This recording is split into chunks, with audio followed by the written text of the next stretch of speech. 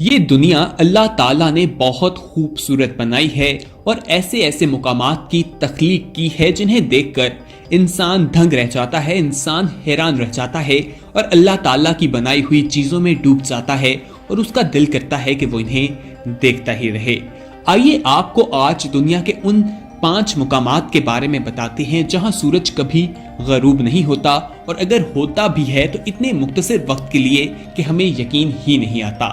ایک interesting video آج ہم آپ کے ساتھ شیئر کرنے جا رہے ہیں، آپ کو وہ 5 مقامات بتانے جا رہے ہیں جہاں سورج کبھی غروب نہیں ہوتا۔ یہ جاننے کے لیے یہ ویڈیو آپ کو آخر تک لازمی دیکھنی ہوگی، اور اگر آپ نے ہمارا چینل سبسکرائب نہیں کیا تو فوراً ہمارے سبسکرائبرز بن جائیں، ساتھ ہی بیل آئیکن پر کلک کریں تاکہ مزید آنے والی ویڈیوز جو ہم وقتاً فوقتاً آپ کے لیے اس چینل پر اپلوڈ کرتے ہیں وہ آپ کو وقت پر ملتی رہیں اور آپ ان سے مستفید ہوتے رہیں، آپ کے نالج میں اضافہ ہوتا رہے۔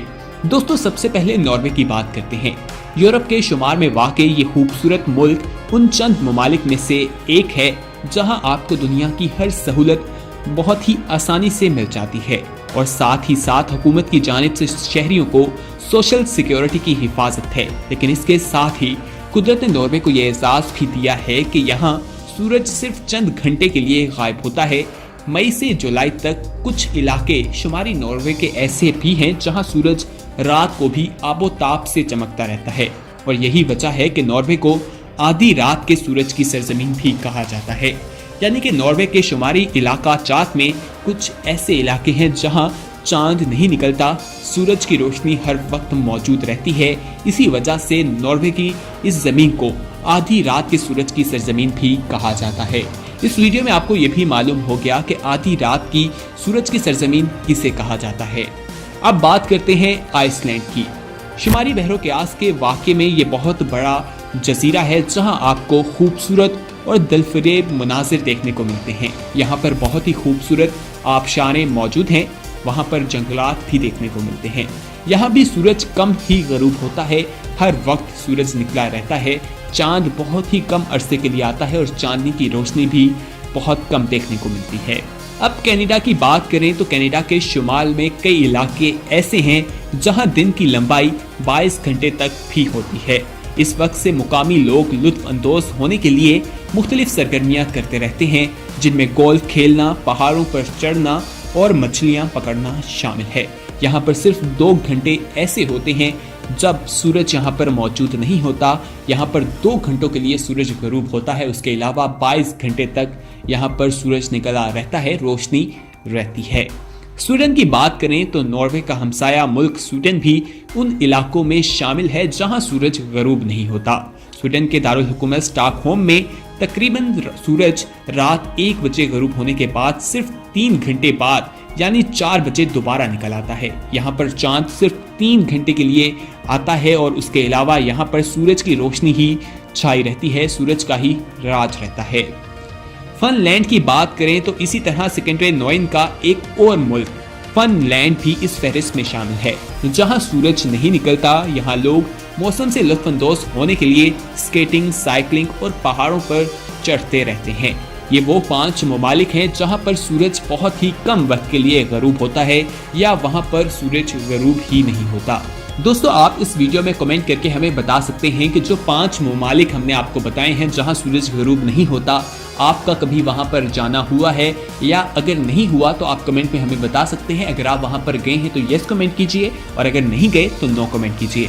دوستو، ناروے ایک ایسا ملک ہے جہاں پر مسلمانوں کی کافی زیادہ تعداد موجود ہے، تو یہاں پر ایک یہ سوال بھی پیدا ہوا، یہ بھی دیکھنے کو ملا کہ وہاں پر سورج کبھی غروب نہیں ہوتا کچھ علاقوں میں، تو وہاں روزے کیسے ممکن ہوتے ہیں، تو اس بارے میں بھی آپ کو بتاتے ہیں۔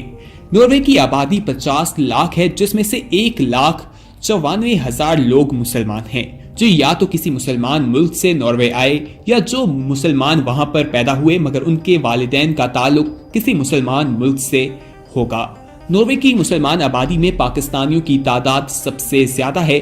پچھلے 30 برسوں سے پاکستانی ناروے کی سب سے بڑی غیر مغربی اقلیت ہیں۔ ملک بھر میں اس وقت 34,000 پاکستانی آباد ہیں، جن میں سے 23,000 اصولوں میں مقیم ہیں۔ یہاں تک کہ شہر کے ایک علاقے کو لٹل پاکستان یا چھوٹا پاکستان کہا جاتا ہے۔ یہ ایک نئی پیش رفت ہے کہ انتہائی شمالی یورپ کے علاقوں میں इतनी बड़ी तादाद में मुसलमान आबाद हों। इस फैलती फूलती मुसलमान आबादी के लिए नॉर्वे में 100 से ज्यादा मसाजिद भी तामीर हैं, लेकिन इसके साथ साथ मुल्क भर में रमजान के दिनों में औकात के सिलसिले में एक संजीदा बहस पैदा हो जाती है, यानी सहरी और इफ्तारी के औकात की पाबंदी कब और कैसे की जाए।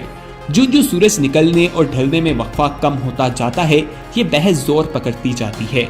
इस हवाले से नॉर्वे की सबसे बड़ी मस्जिद जमात अहले सुन्ना के इमाम कारी महमूदुल हसन कहते हैं कि मुल्क में अब कुछ मॉडर्न किस्म के मुसलमान ये कहने लगे हैं कि अल्लाह ने इस्लाम के अंदर बड़ी आसानी रखी है, तो अपनी आसानी के लिए वो बजाय कुरान के अपनी अकल इस्तेमाल करते हैं। बोस्निया से ताल्लुक रखने वाले डॉक्टर फारूक तजिक ने इस्लामाबाद में कायम इंटरनेशनल इस्लामिक यूनिवर्सिटी से डिग्री हासिल की है और अब ओसोलो की इस्लामी कम्युनिटी ऑफ बोस्निया हर्सिंगोनिया के इमाम के तौर पर भी काम कर रहे हैं। वो कहते हैं कि नॉर्वे में कुछ तारकीन वतन अपने आबाई ममालिक के औकात के मुताबिक सहर इफ्तार करते हैं।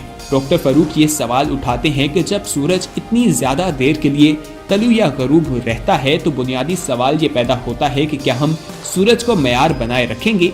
दोस्तों, यहाँ पर आपको समीना भट्टी के बारे में बताएं कि वो पाकिस्तान में पैदाइशी हैं, लेकिन 1980 की दहाई में नॉर्वे आई।